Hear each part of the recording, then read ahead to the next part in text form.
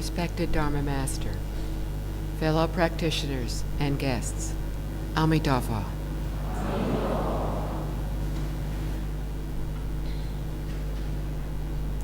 We read in the sutras how one year a conflict arose between two monks. It was a relatively small event that triggered it, but gradually it split them and their fellow monks into two main groups. A smaller third group watched what was happening but did not take sides. Members of each group were convinced that they were right and the other group was wrong. As the situation worsened, the two groups even began to practice separately. Growing increasingly concerned with the group conflict, some of the monks who had not taken sides went to the Buddha, who was nearby, and told him what was happening. He spoke to both groups and encouraged them to resume practicing harmoniously, to not be attached to their own viewpoints, and to try to understand those of others. But the situation continued to deteriorate.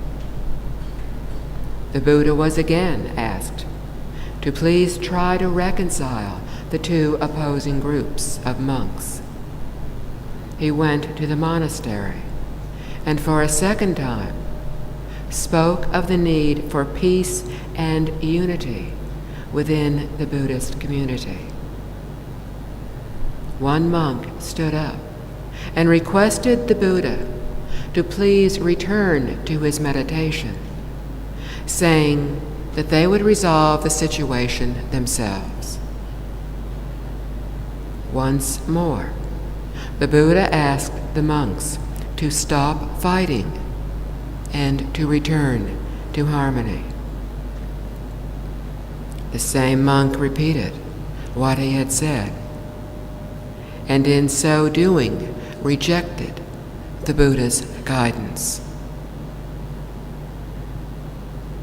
The Buddha then told the monks about a series of events that had taken place a long time ago. King Brahmadatta ruled a large kingdom and commanded a strong army. King Dijiti, who ruled a smaller kingdom, had heard that Brahmadatta was about to invade his kingdom. Knowing he could never defeat King Brahmadatta's army, and that many of his soldiers would lose their lives in a futile battle, King Dijiti felt it would be best if he and his queen fled. So they left and went into hiding in another city. A short time later, the queen gave birth to Prince Dagavu. After the prince was older, King Dijiti began to fear what would happen if King Brahmadatta found all three of them together. As a result, arrangements were made for the prince to live elsewhere. One day, the king and queen were recognized, captured, and taken to be executed. By chance, Prince Dagavu was on his way to see his parents, whom he had not seen in a long time. He was about to rush to them when his father cried out, "Do not, my dear Dagavu, be far-sighted. Do not be nearsighted. For vengeance is not settled through vengeance. Vengeance is settled through non-vengeance." The king repeated his warning 2 more times, adding that he was not deranged and that those with heart would understand. None of the villagers knew who Dagavo was or what the king was talking about. Heeding his father's warning, Dagavo managed to restrain himself. He watched his parents being executed and dismembered. That night, he bought wine and gave it to the guards, who soon became drunk. He then made a funeral pyre, gathered his parents' remains, placed them on the pyre, and set fire to it. After paying his final respects to his parents, he went into the forest to mourn their loss, to mourn their death. A while later, after coming out of hiding, Dagavo managed to obtain a job as an apprentice in an elephant stable next to the palace. When King Brahmadatta heard Dagavo singing and playing a lute, he was moved by the sound and arranged for Dagavo to go to work in the palace. Serving the king and always trying to please him, Dagavo gradually won the king's trust. One day, while King Brahmadatta was out hunting, Dagavo, who was driving the king's chariot, deliberately drove it away from the rest of the hunting party. Not long after, the king said he wished to take a nap, and using Dagavo's lap as a pillow, he went to sleep. Dagavo's moment of revenge had come. He took out his sword, but suddenly his father's words came back to him, and he put his sword away. A second time, he drew and then sheathed his sword. After Dagavo had drawn his sword for the third time, his father's words, simple and gentle, hit home. They touched Dagavo's sorrowing heart that was full of hatred and consumed by the desire for revenge. His heart knew the truth of his father's words and understood their import. Heeding his father's words, Dagavo awakened at last to the compassion and wisdom in that self-same heart. He was able to put away not only his sword, but his hatred and his desire for vengeance as well. Suddenly, the king awoke in great alarm. He told Dagavo that he had dreamed that Prince Dagavo was about to kill him. Instinctively, Dagavo drew his sword yet again and announced that he was Prince Dagavo. The king then begged Dagavo not to kill him. With his hatred and vengeance having been overwhelmed by his compassion and wisdom, Dagavo was able to put away his sword and in turn begged the king's forgiveness. The king and the prince spared each other's lives, and each vowed never to harm the other. They then returned to the castle. Once there, the king asked his ministers what they would do if they found Prince Dagavo. After hearing their brutal descriptions of what they would do, the king told them of what had just transpired. He then turned to Dagavo and asked the meaning of his father's last words. Dagavo explained that "do not be far-sighted" meant that one should not hold on to a wish for retaliation for a long time. "Do not be nearsighted" meant one should not readily break one's friendship with another. For vengeance is not settled through vengeance. Vengeance is settled through non-vengeance, enabled Dagavo to realize that if he sought revenge for the deaths of his parents by killing the king's supporters would retaliate by killing him. Then Dagavo's supporters would in turn kill the king's supporters. This is why vengeance never ends through vengeance. In sparing each other's lives, both the king and the prince ended vengeance by letting go of it.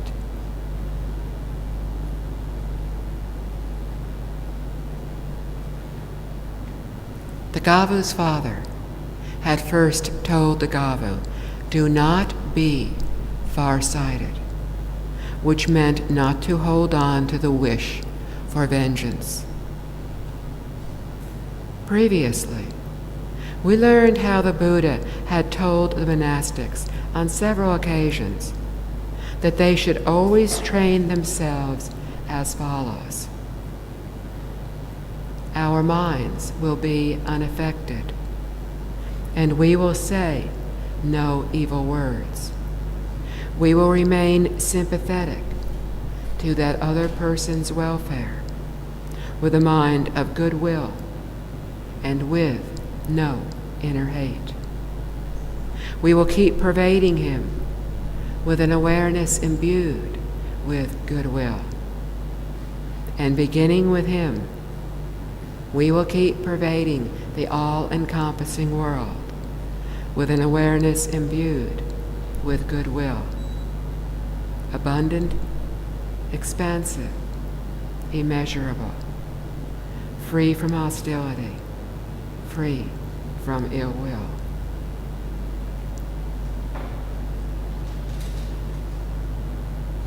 If we give in to anger, our mind will be shaken and moved from its naturally clear, tranquil state. If we hold on to our wish for vengeance, we harbor evil words as well as a mind of hatred and bitterness. Then this mind will have no room for empathy or goodwill. If anyone had a right to feel hatred and fear, surely it was King Dajiti. And yet, in a truly terrifying situation, his overriding thought was to protect his son. He did not cry out for his son to save him and his queen, or for Dagavo to save his own life by fleeing,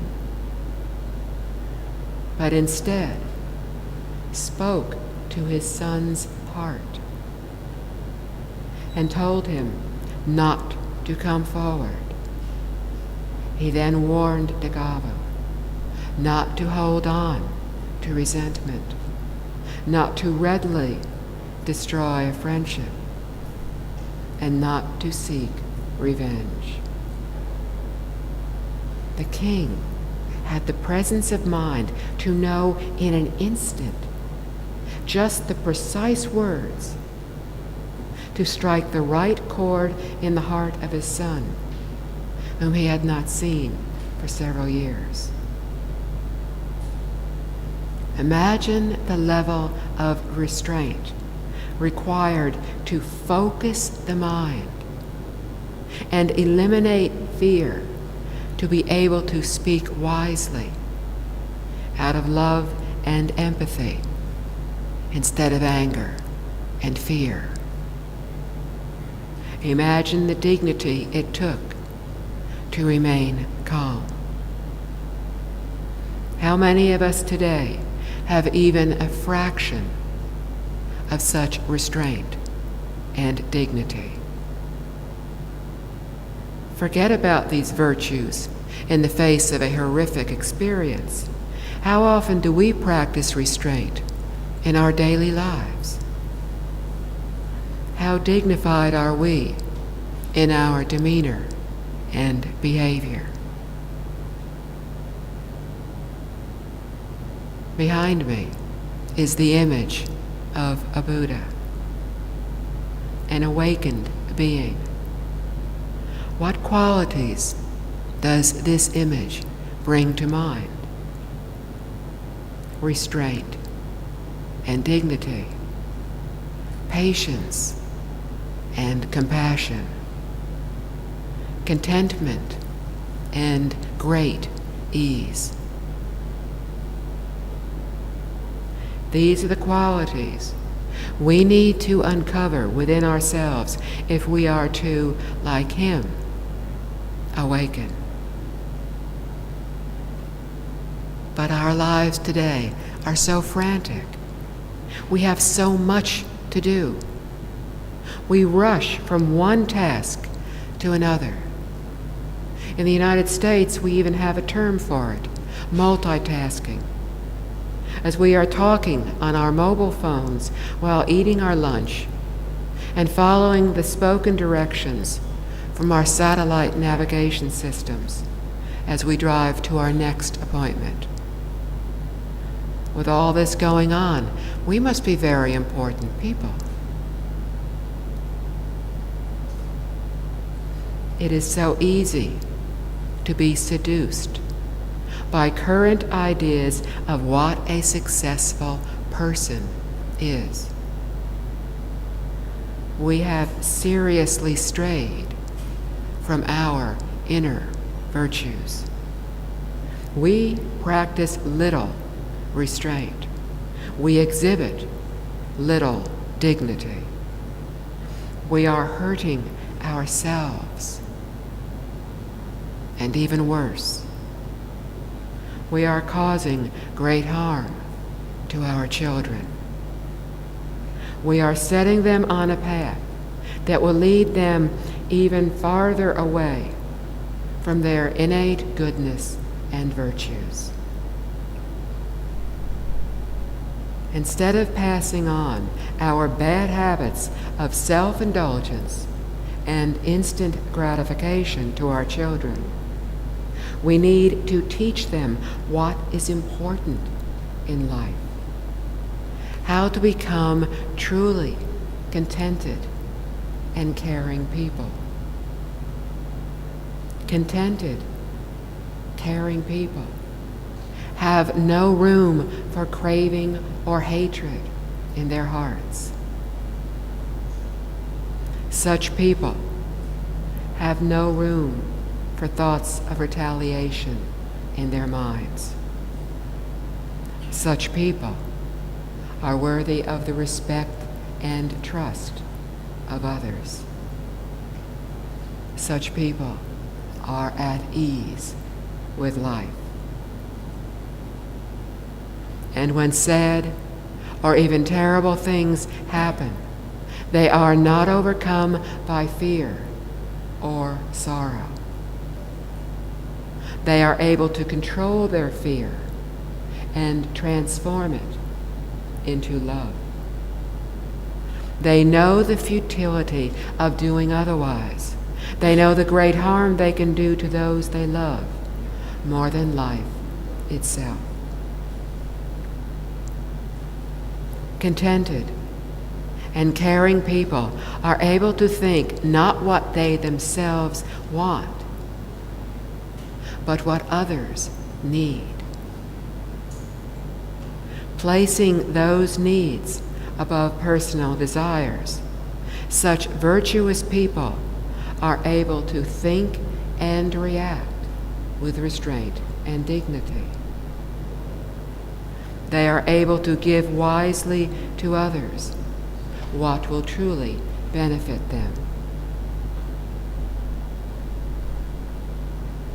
In the account of Dagavo, his father, the king, had given his son two wonderful gifts: insight and life itself. Through his words and his actions, with dignity and restraint, he was able to send his son a powerful message that enabled him to overcome the desire for revenge. The king taught Dagavo that one should not hold on to, but should let go of bitterness and hatred. Fortunately, most of us are not faced with such horrific experiences. Yes, we have arguments with family members and friends, and we often find ourselves having to interact with people we do not like. But as disagreeable as these occurrences are, they are certainly not life-threatening. And yet, when we encounter frustrating or trying situations, how many of us are able to remain calm and to respond with wisdom? How many of us have instead complained to all who would listen or grumbled to ourselves? How often have our minds been shaken from their clear, tranquil state? How often do we use evil words that are harsh or false? How often do we hold on to our anger and then nurture that anger with our thoughts?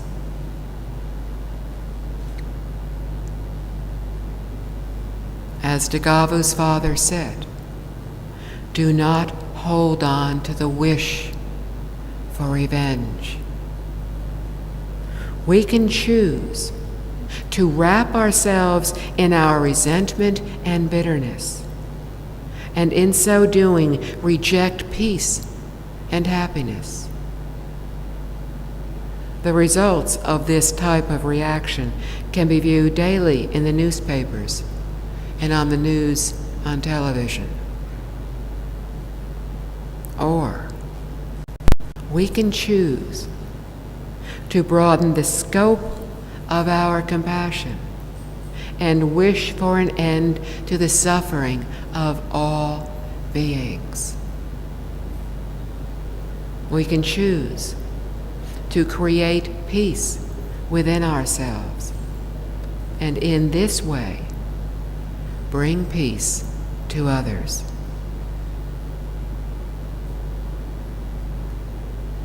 Next, the king told his son, do not be nearsighted, which meant not to readily break a friendship.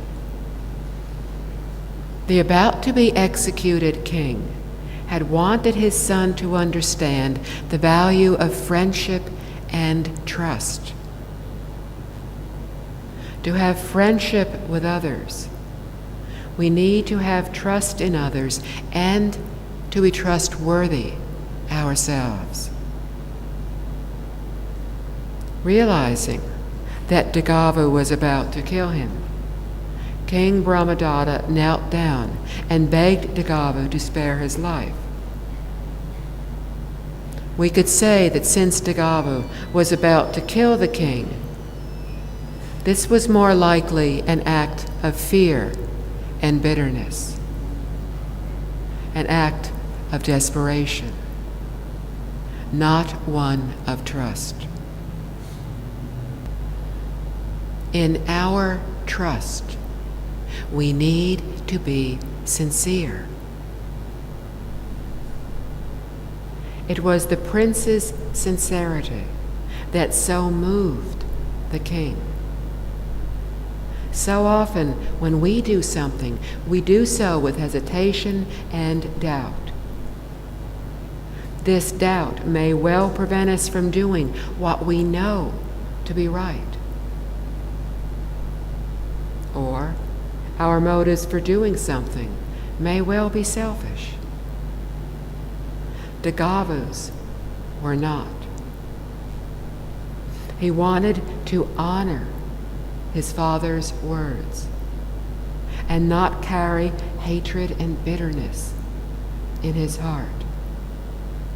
His wish to do so was so strong that he was willing to sacrifice his own life to let go of hatred and the wish for revenge. This was not easy for him to do. He had to struggle with himself. He pulled out his sword 3 times to kill the king. But in his heart, he knew the truth of his father's words. And in the end, he was able to lay aside his wish for revenge to comply with those words and to put away his sword. So often, we act out of self-interest, unwilling even to sacrifice our pride, much less our lives. In our struggle with our conscience, we have doubts. And like Dagavu, we also hesitate. Thoughts that we are right and that we know what will make us happy and bring us what we desire keep bubbling up from inside us. Unlike Dagavu, in the really important matters, we so often fall short of acting on what we sense to be right. We do so not because we are bad people. We do so because we are careless and because we have gotten into the habit of giving ourselves excuses not to do what is right. We tell ourselves that we deserve to feel the way that we do. And so, with hesitation and doubt, we may not do what we know we should. And even if we do what we know to be right, the hesitation is still there. And this hesitation will be apparent to all those around us.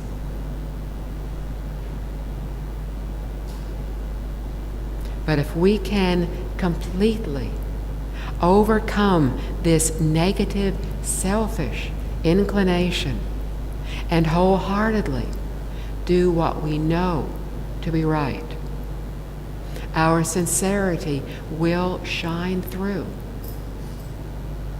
And thus, if we are sincere, truly sincere, we will touch others. And if we trust others with such palpable sincerity that they are able to feel it, then we ourselves will be deemed trustworthy and honorable.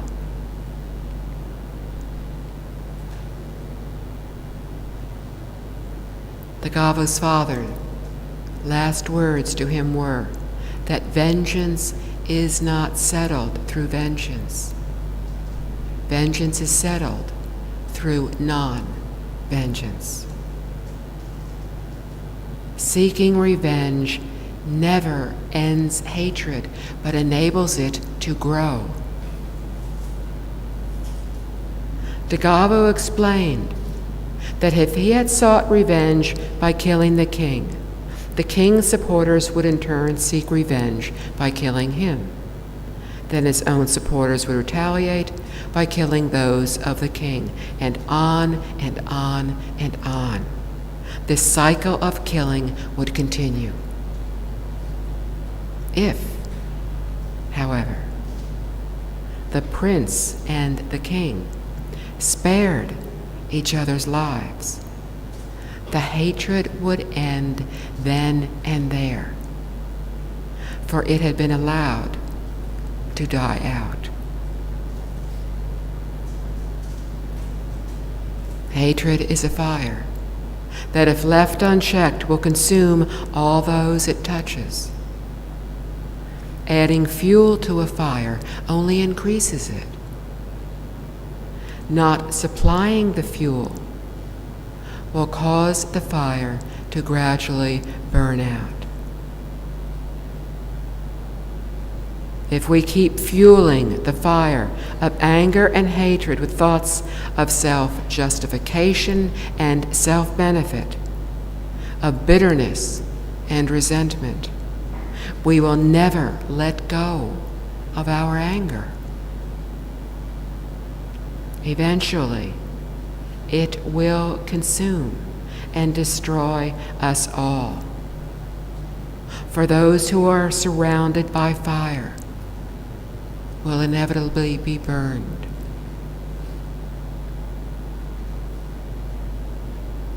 Dagavo's father had enabled his love and concern for his son to overcome any anger or hatred he might have felt for King Brahmadatta or his soldiers. Dagavo, too, was able to let go of his hatred for a conqueror who had ordered the murder and dismemberment of Dagavo's parents while he had to look on helplessly. We, on the other hand, have great difficulty letting go of anger for those who keep us from doing what we wish to, who inconvenience us, or simply annoy us. We hold on to the slights of others and dream of showing them how clever we are at retaliating.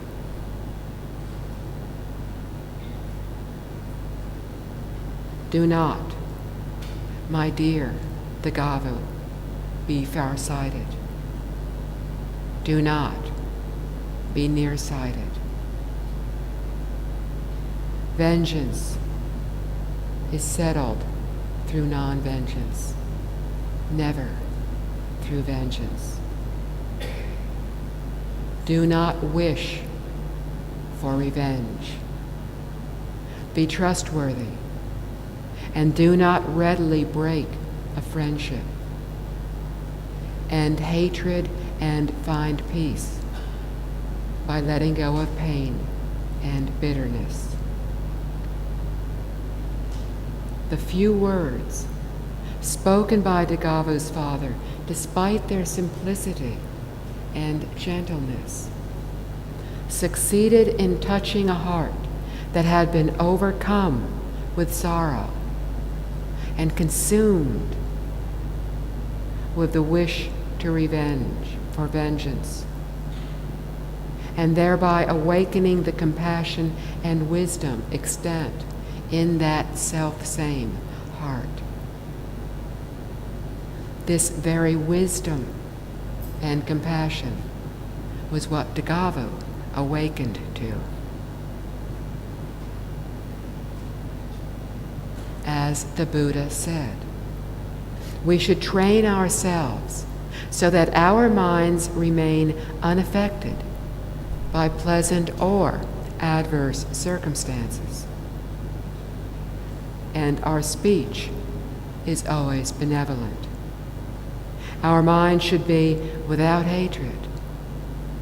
as we keep pervading the universe with a goodwill that is abundant, expansive, immeasurable, free from hostility, free from ill will. We should also keep pervading the universe with an awareness imbued with compassion, gratitude, and equanimity, all of which are also abundant, expansive, immeasurable, free from hostility and ill will. The Buddha spoke first of goodwill, which is a benevolent interest or concern. It is the wish that all beings may be well and secure, that they may be happy.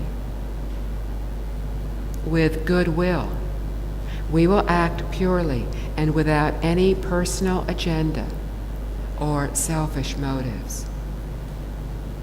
We happily forego our personal desires and instead focus on the needs of others. Listening carefully to them will enable us to understand what they are feeling and thinking, their wants, their needs, and their aspirations. If we are wrapped up in thoughts of what we ourselves have done or wish to do, our thoughts will be of what was or what might be, not what is. If we are wrapped up in thoughts of self-benefit and ego, our thoughts will be of ourselves, not of others. So we need to let go of thoughts of self. We need to broaden our minds to focus on others. And to do this, we need a mind and heart of compassion. Compassion is the intention and ability to lessen and ultimately transform suffering. When we adopt an awareness imbued with compassion, we seek to ease others' pain. But in our wish to help, more often than not, we react emotionally and end up getting carried away by our feelings. At times, we empathize so completely with what someone is going through that we subject ourselves to the same distress. So instead of one person suffering, there are now two people who are suffering. Instead of reacting emotionally, we need to learn to temper our compassion with wisdom. Then we will know better how to help another. We will also realize that an individual's circumstances are the result of past karmas. Therefore, it may well be next to impossible for us to improve another's situation. This realization does not mean we should stop caring about others or dismiss their difficulties as being their own fault. It means that our wanting to alleviate their suffering may instead be a benefit to them in the future in ways we cannot foresee. So be compassionate, But do not focus on getting immediate positive results. Do not get wrapped up in egoistic thoughts thinking, I can fix the problem. Without such expectations, we will not be disappointed or saddened when our attempts at helping fail, or worse, aggravate the situation. We will not know how best to help if we fail to temper our compassion with wisdom. The person we want to help may not have the requisite conditions for us to do so. When we stop focusing on immediate results and instead focus on just helping others, our compassion will ultimately be of benefit to others. By planting the seeds of compassion, the wish for all beings to be happy and free of suffering, we can be confident that we have indeed helped others.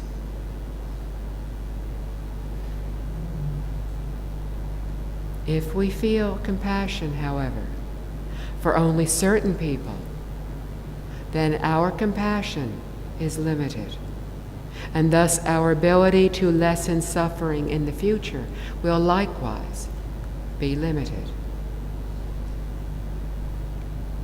But when our compassion for all beings is equal and unconditional, then our compassion will be immeasurable and impartial. When we accomplish this, we will pervade all directions with an awareness imbued with equanimity.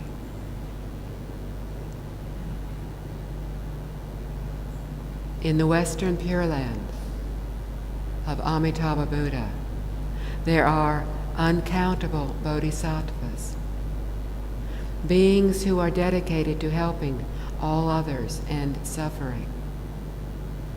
Widely known in this world, and often depicted standing to Amitabha's left, is Avalokiteshvara, or Guanyin Bodhisattva.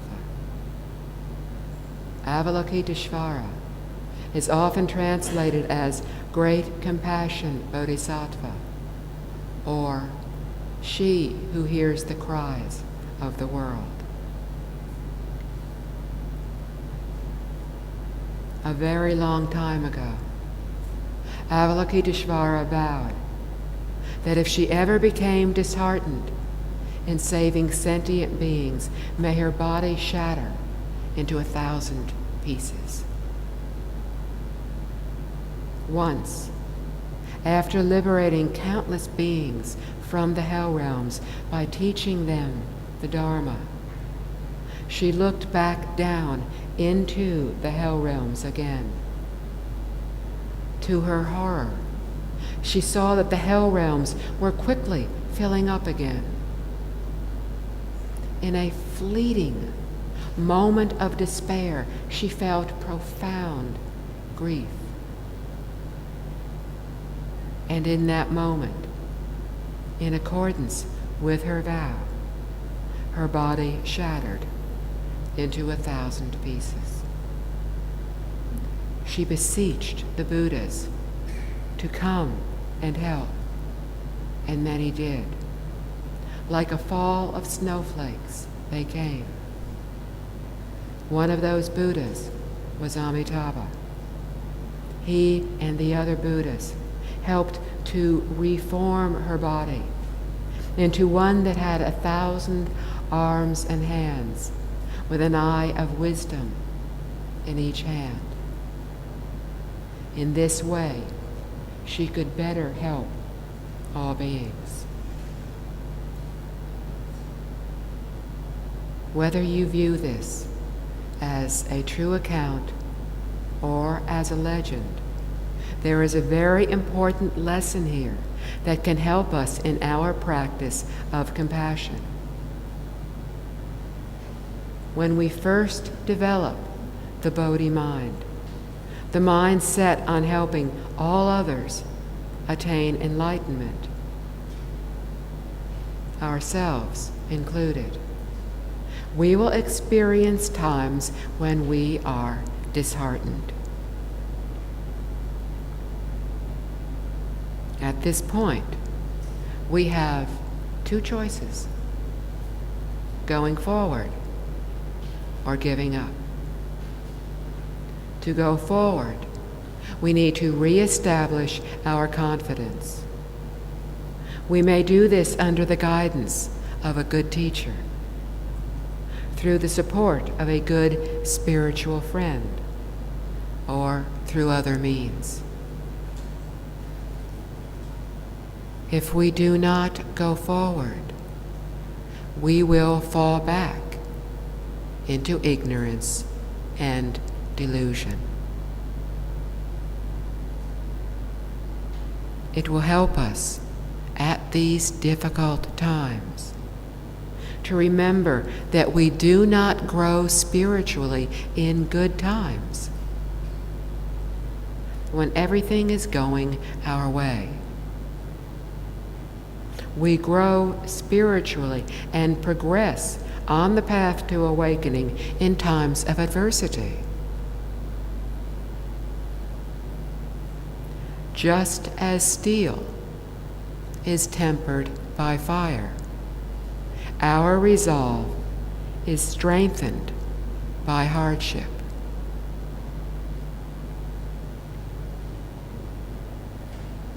Avalokiteshvara was shattered in a fleeting moment of despair. But through the strength of her aspiration to help all beings, she touched the hearts of those who had gone before her on the path. Due to her great vow and profound sincerity, she had created the causes for many Buddhas to help her when she was momentarily overwhelmed by the enormity of her chosen task.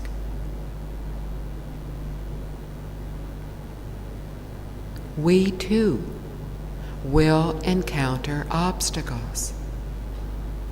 When we do, our aspiration to help all beings will enable us to receive the help we need to move back on the path.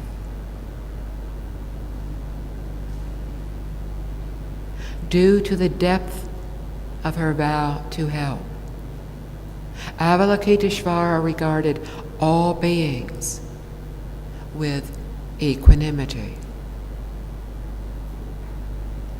In this story I have just told, in addition to the hell realms, she also went to the ghost, human, demigod, heavenly realms, and animal realms, teaching all those who had the affinity to learn from her.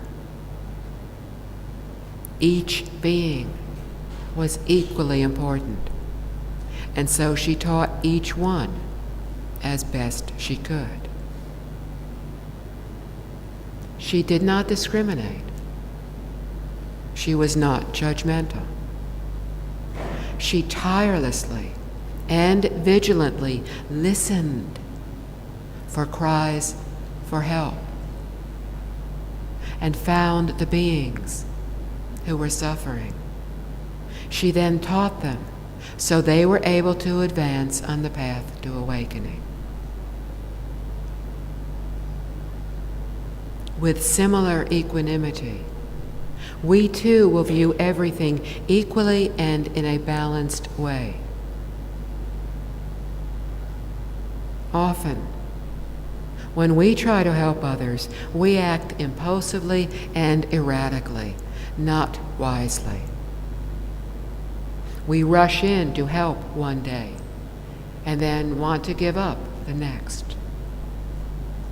Without a pure, calm mind, we can lose our balance and fall from great enthusiasm to mind-numbing discouragement. Only when our minds are calm will we know how to truly benefit others.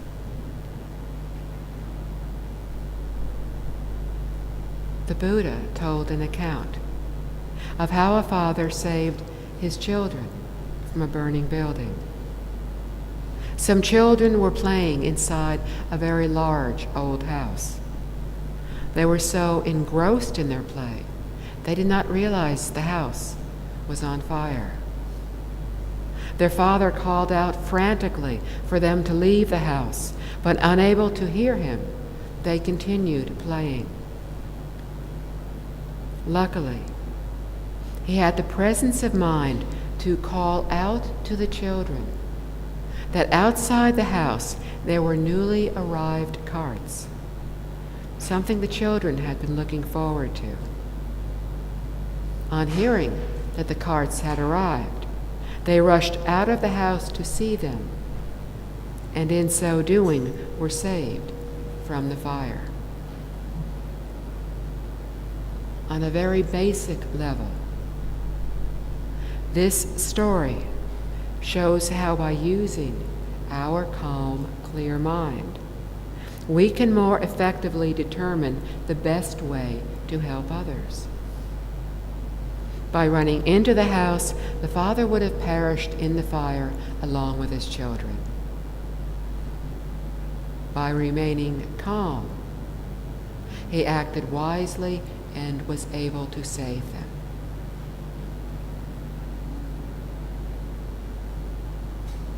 In our practice of compassion and equanimity, we also need patience.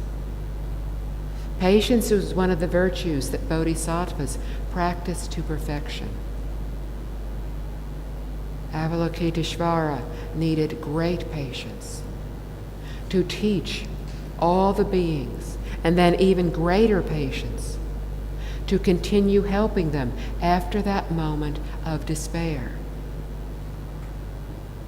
The father needed patience to hold himself back from a foolish act. We too need patience to be compassionate and to regard all with equality. We need patience to help us get through emotional and physical obstacles when we are trying to help others.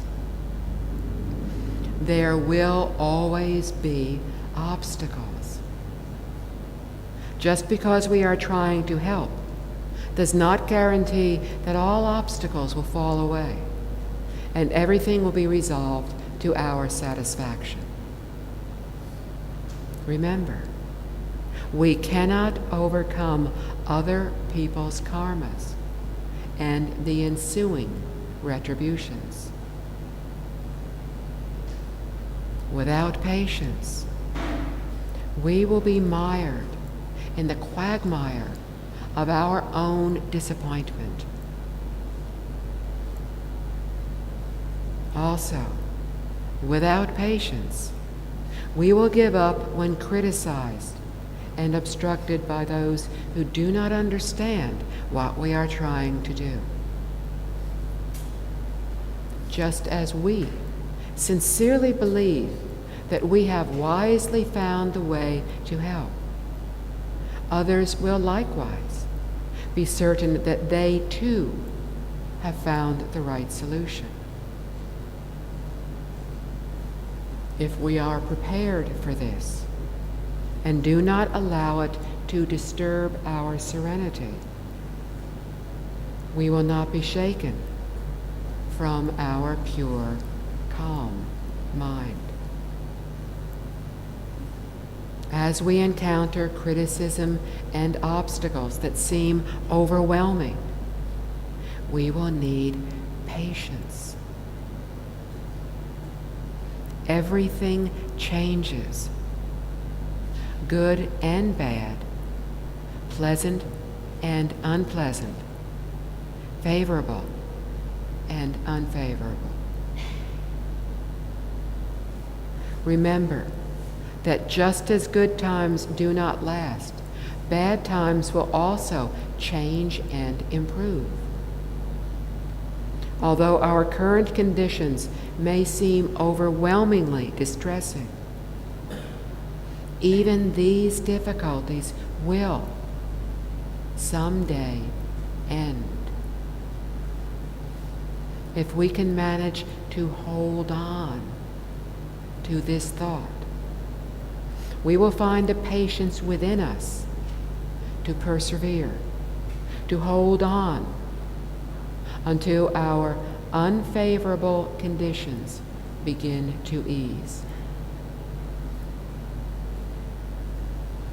This turnaround will happen more quickly if we can manage to let go of our thoughts of our own discomfort and disappointment. Think instead of how to end the distress of others. The sooner their distress ends, the sooner ours will end. For the pain of others is our pain as well. We are all one, all interconnected with one another.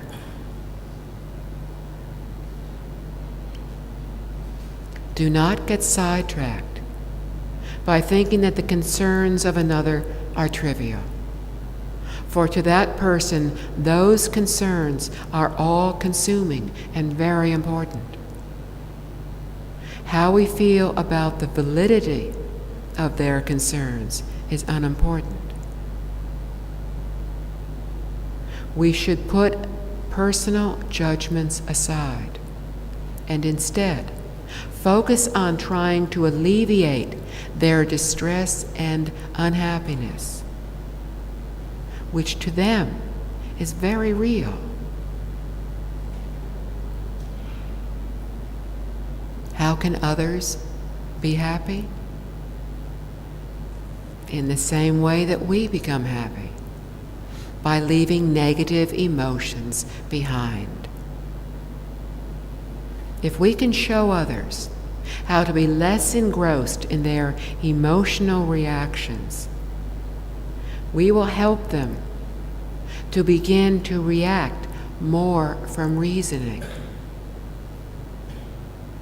If we can help them to see that the underlying causes of unhappiness are attachment and aversion, we will have helped end someone's pain. By letting go of craving and aversion, one will realize that the cause of happiness is goodwill, compassion, and equanimity. There are some things in life that we can change. It is our responsibility to try to alter them for the better. But sometime, we will not be able to effect any change. If we can move from our personal sense of sorrow or regret over not being able to help directly, the gentle happiness that arises from our wish to help will still bring relief to others. Be happy helping, and be content knowing that sometimes all we can do is to wish for others to be happy as well.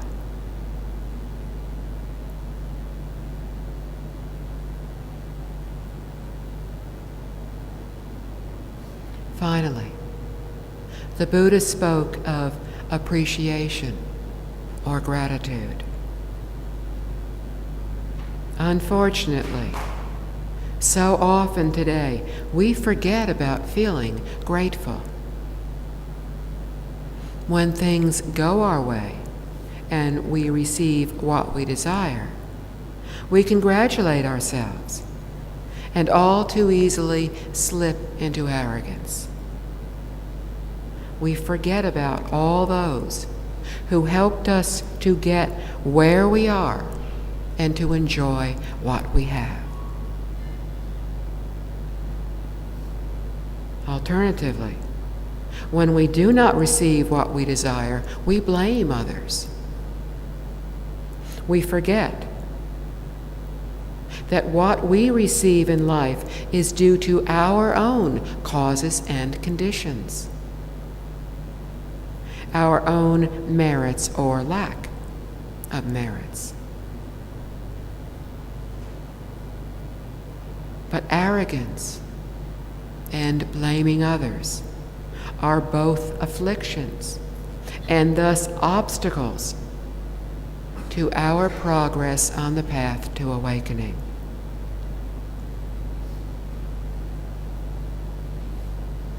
If instead we can feel gratitude for all the help that we have received from others, we will in turn become naturally inclined to want to share what we have with others.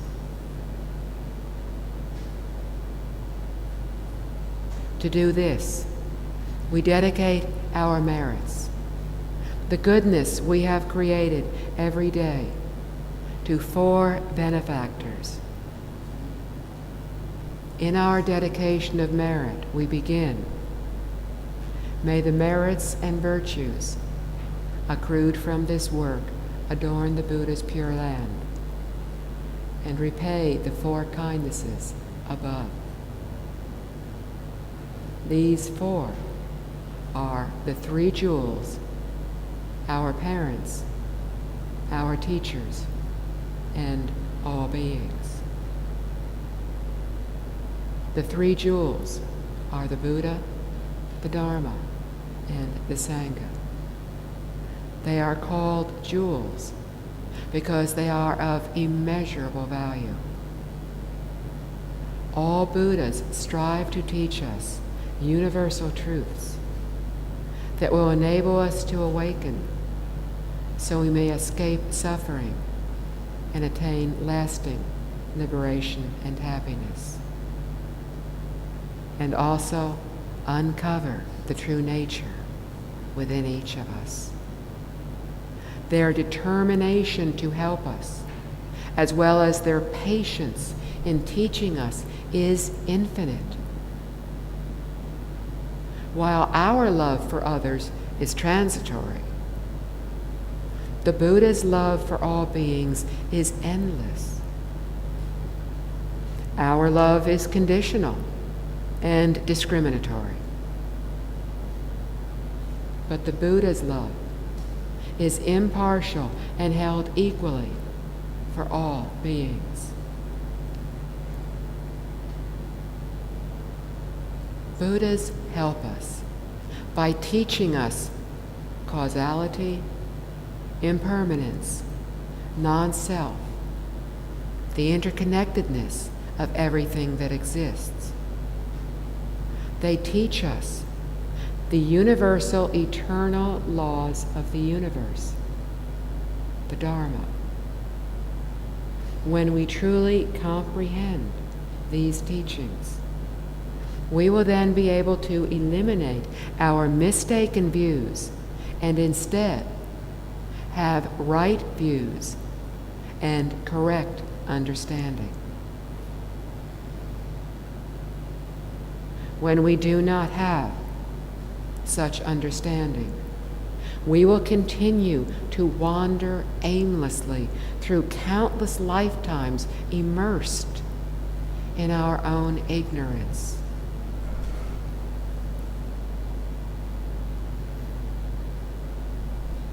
We improve our understanding and practice the teachings within the Sangha with the support of good friends on the path.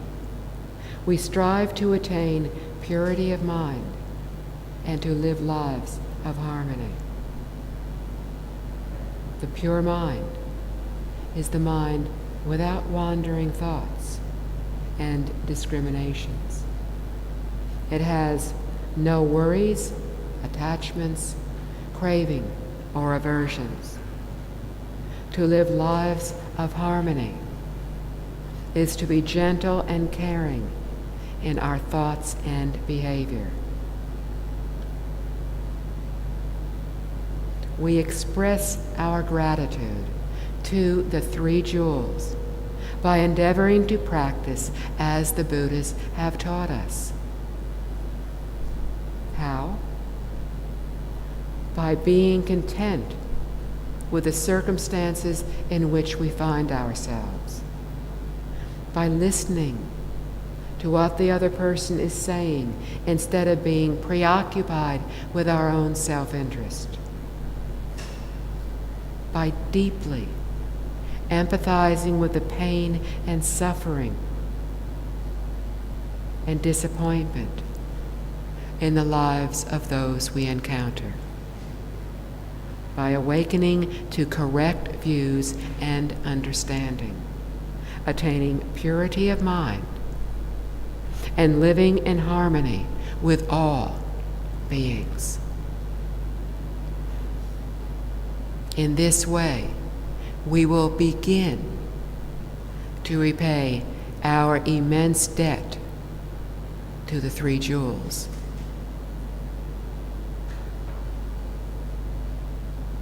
Second, we should be grateful to our parents. Many of us are, or have been, fortunate enough to have loving parents who tried their very best for us. Others, unfortunately, have or have had parents who were less than ideal, or perhaps even abusive. As Buddhists, we believe that we choose our parents because of a karmic connection. After our last death and before our next birth, we are plunged into darkness and raw emotions.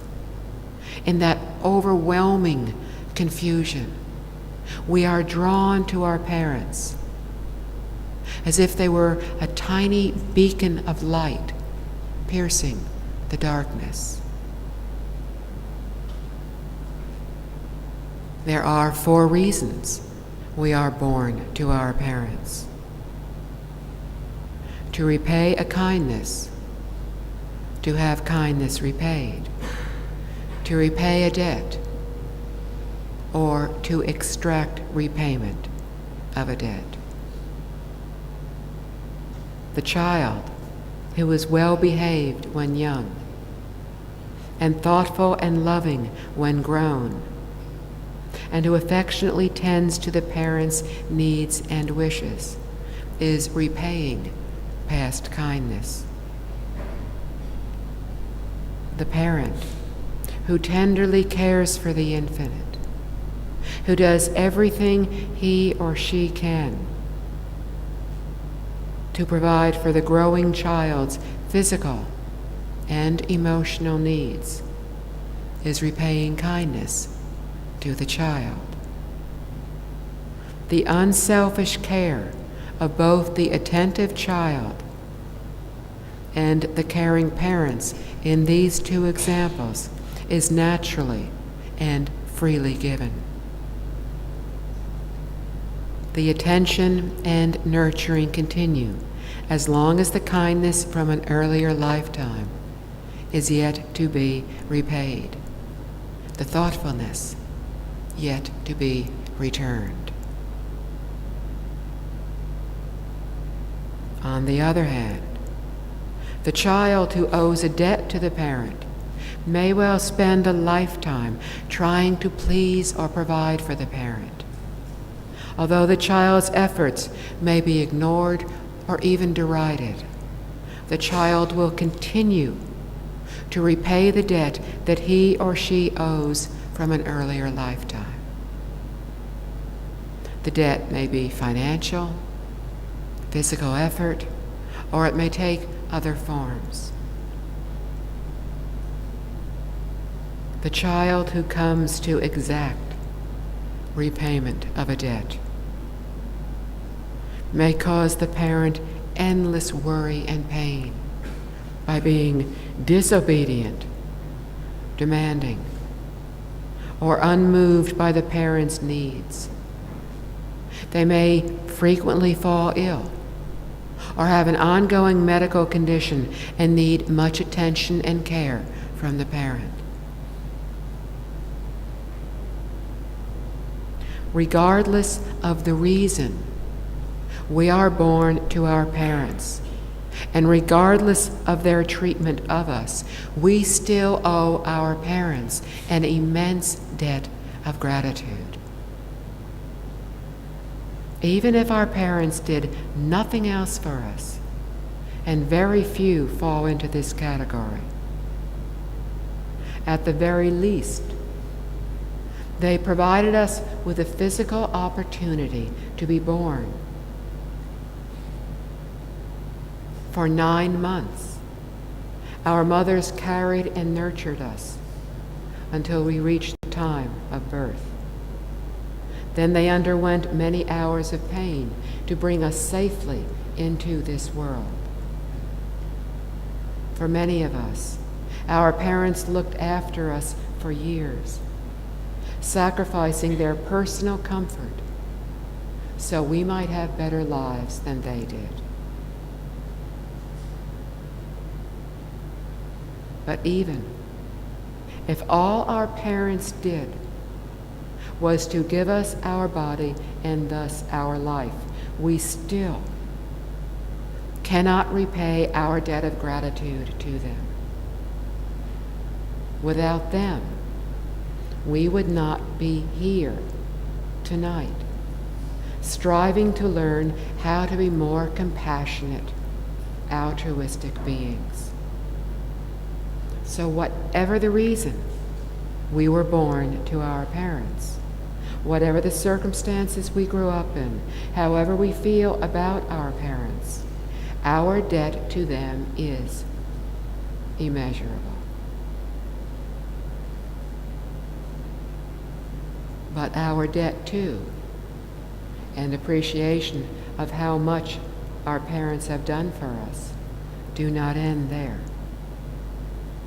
In the Brahmanet Sutra, the Buddha said we should always bear in mind that throughout all time, all male beings have been my father.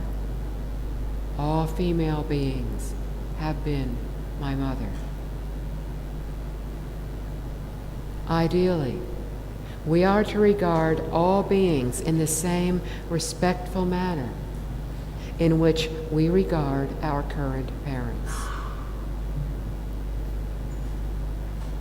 If our parents of this lifetime are no longer alive, we can still try to repay our debt to them by respectfully regarding others as our parents and caring for them as if they were our current parents. How? Act towards your parents as if every day is Mother's Day or Father's Day. Help all beings to feel cherished and safe in your presence. Say thank you at every opportunity.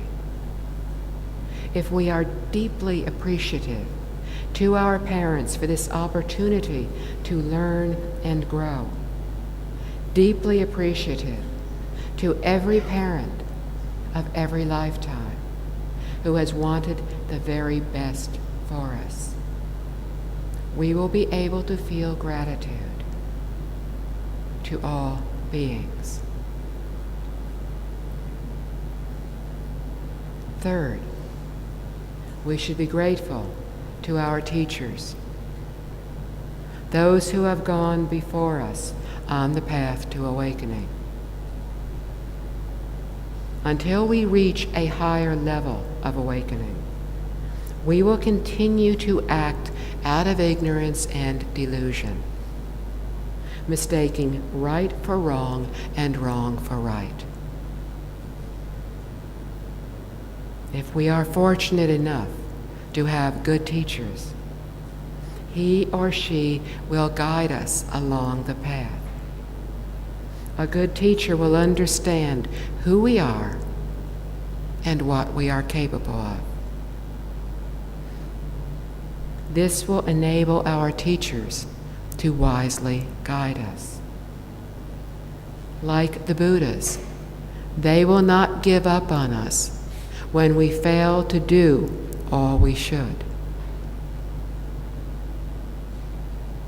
But to find our good teacher, we need the right conditions. If the conditions have not yet matured, we may drive up and down every street in the town where we have heard a certain teacher lives, but drive past the one street where that teacher is. On the other hand, when conditions are right, we will naturally meet our teacher. A few years ago, when I was in Lawrence, Kansas, in the United States, a man who was returning some books to the library saw the poster for my talk. Amazed, he went up to one of the organizers and said that he had wanted to take the 3 refuges, but he did not know any monastics. After the talk, at his request, I served as the witness in his ceremony of taking the 3 refuges. He was very moved and deeply grateful. His conditions to follow the Buddhist path had matured. He had never expected to walk into the public library and find a Buddhist nun. In the same manner, when our conditions are right, we will encounter our teacher. If we have not yet found our teacher, we need to plant the causes to do so. Helping and caring for others, studying and practicing our chosen Buddhist method, and having the wish to benefit all beings will all help to plant good seeds, which will mature into good conditions. We will instinctively know when we have found our teacher. This realization will occur in our prajna wisdom, our intuitive wisdom that is already deep within us. If we are fortunate enough to find our teacher, we will be able to learn quickly from him or her. We will have confidence in and happily follow what he or she teaches. If we are not yet fortunate to have found our teacher, we can use the teachings in the sutras, the teachings of the Buddha, as our teacher. We respectfully call Sakyamuni Buddha our original teacher. Original means that within our current age, Sakyamuni Buddha is our historical Buddha. He is by no means the first and only Buddha, as there have been infinite Buddhas before him, and there will be infinite Buddhas in the future. The teachings in the sutras flowed from the true nature of Sakyamuni Buddha. This true nature is the same true nature of all Buddhas, of all beings. Such teachings are eternal. By practicing what we are taught, we will show our gratitude to our teachers. How? Let go of greed and craving. We only need enough money to be safe and healthy and to meet our responsibilities. Let go of anger and frustration. We do not have to act out of our negative habits by shouting at our children or the person who is not doing as we wish. Let go of ignorance and delusion. Remember that the person next to you only wants what you want: to be happy and free of worry. We do not need influence or wealth to be better people. We need goodwill, compassion, equanimity, and gratitude.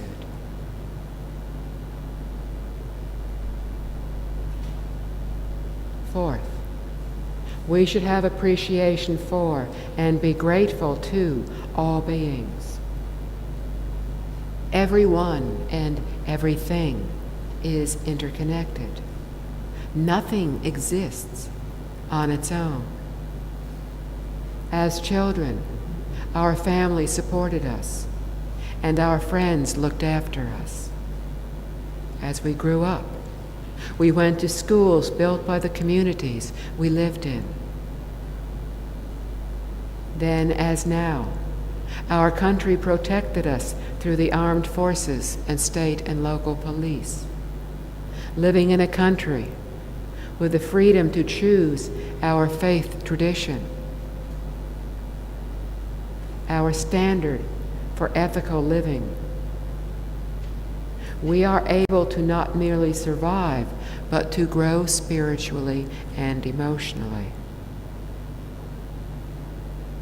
This building that we are in came about through the hard work of many people. Each of us has been able to contribute to our meeting tonight and learning from one another today, because we are supported by others, perhaps financially, perhaps emotionally. These people in turn were supported through the efforts of countless other people. We in turn support those we know and care for. The food that sustains us all was produced and transported by many other people. The cars we drive, the roads we drove on to get here, were made by many other people. This interconnectivity goes on and on and on. Understanding that we cannot live solely on our own, that no man is an island.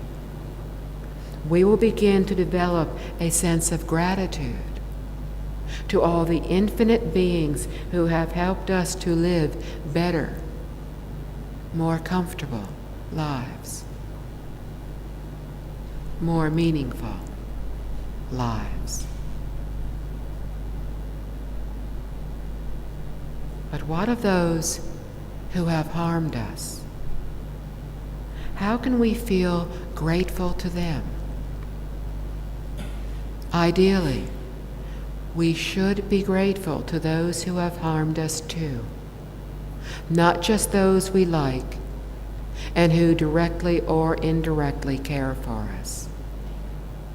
We reap what we sow.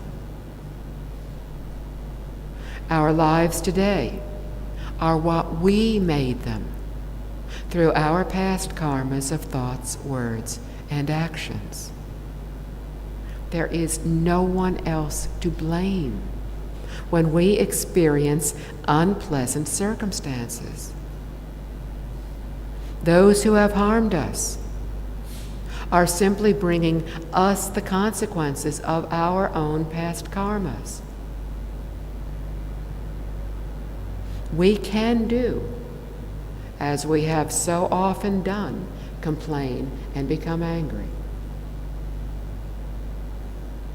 Or we can instead choose to understand what is happening and accept that we have a karmic debt to repay. Gradually, we will be able to feel grateful even to those who harm us. Those who harm us provide us with an opportunity to repay a debt that we incurred.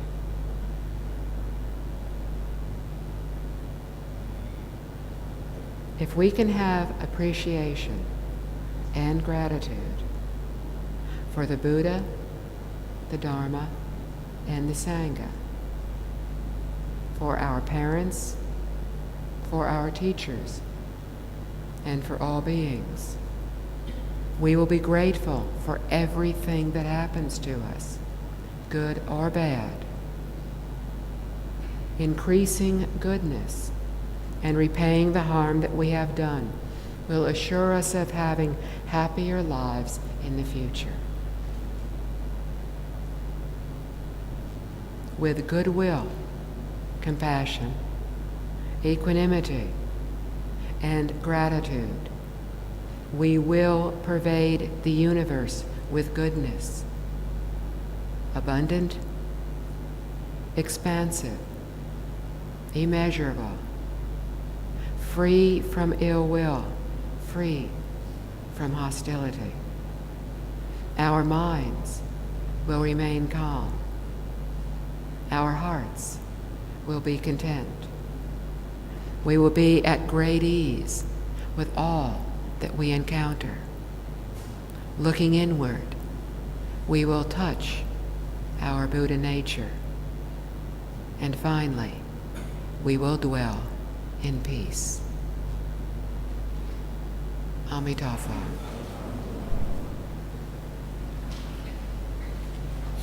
Please repeat the dedication of merit after me. May the merits and virtues accrued from this work adorn the Buddha's pure land, repay the four kindnesses above, and relieve the sufferings